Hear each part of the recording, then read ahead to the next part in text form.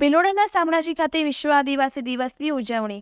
જિલ્લા કક્ષાની ઉજવણીમાં કેબિનેટ મંત્રી બળવંતસિંહ રાજપૂત રહ્યા ઉપસ્થિત. અરવલ્લી જિલ્લાના 500 આદિવાસીઓને ધનપતિ બનાવવાનું લક્ષ્યાંક. ધારાસભ્ય પીસી બરંડાએ આદિવાસી જનતાને સરકાર દ્વારા મળેલ લાભની કરી વાત. આદિવાસી સમાજના લોકોને રોજગારી માટે અલગ ઉદ્યોગો સ્થાપવા કરી વાત. દરેક ક્ષેત્રે પ્રગતિ કરેલ આદિવાસી ભાઈ બહેનોને પ્રોત્સાહિત કરાયા. રિપોર્ટર જયદીપ પાટિયા, અરવલ્લી. ગુજરાતના મુખ્યમંત્રી આદરણીય ભૂપેન્દ્રભાઈ પટેલ સાહેબે 14 જિલ્લા 56 તાલુકા 4000થી વધારે ગામ અને 90 લાખથી વધારે આદિવાસી સમાજના ભાઈઓ માટે સમગ્ર ગુજરાતની અંદર અનેક પ્રકારના કાર્યક્રમો આપ્યા છે. હું આજના 9 ઓગસ્ટના દિવસે સમગ્ર વિશ્વ જ્યારે આદિવાસી સમાજના ભાઈઓ માટે ઉજવતું હોય અને આજે જિલ્લા કક્ષાએ અહીંયા આગળ કાર્યક્રમ ઉજાણો છે, ત્યારે ખૂબ દિલથી સમગ્ર ગુજરાતના ભાઈઓને ખૂબ ખૂબ શુભકામનાઓ પાઠવું છું અને એમને ખાતરી આપું છું કે ગુજરાતના મુખ્યમંત્રી ભૂપેન્દ્રભાઈ પટેલ સાહેબની સરકાર અનેક પ્રકારની યોજનાઓ સાથે આદિવાસી સમાજનો ભાઈ, એ અમારા પ્રધાનમંત્રી નરેન્દ્રભાઈ મોદી સાહેબે કીધું છે એમ કે 21મી સદીમાં સમગ્ર ભારત જ્યારે 5મી અત્યારે અર્થવ્યવસ્થા છે, ત્રીજી અર્થવ્યવસ્થા બનવા જઈ રહ્યું છે, ત્યારે મારો ભાઈ આદિવાસી સમાજનો ભાઈ ક્યાંય પાછળ ના રહે.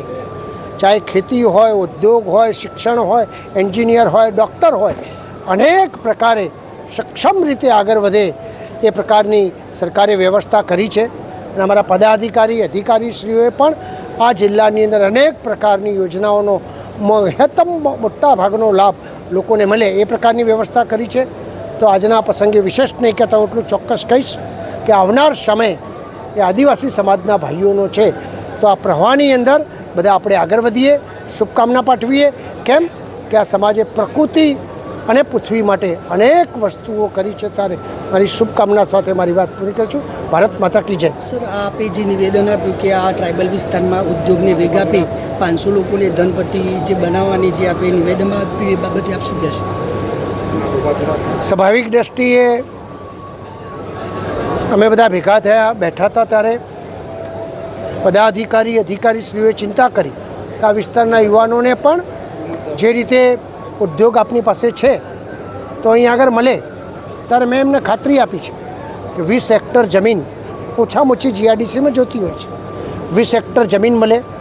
આપણો આદિવાસી સમાજનો ભાઈ પણ બીજાની હરોળમાં 500થી વધારે ઉદ્યોગપતિ સ્થપાય એવા આજના પવિત્ર દિવસે જ્યારે મેં મનમાં સંકલ્પ બધાએ ભેગા થઈને કર્યો છે, ત્યારે ચોક્કસ આપ સૌ સાથે સંકલ્પ સાથે આ પૂરું થશે એની મને 100% ખાતરી છે. બીજી તરફ સાહેબ, વન બંધુ કલ્યાણ યોજના અંતર્ગત ટ્રાઇબલ વિસ્તારમાં 70 જેટલા એટીએમ છેલ્લા 1 વર્ષથી બીઓબીના બંધ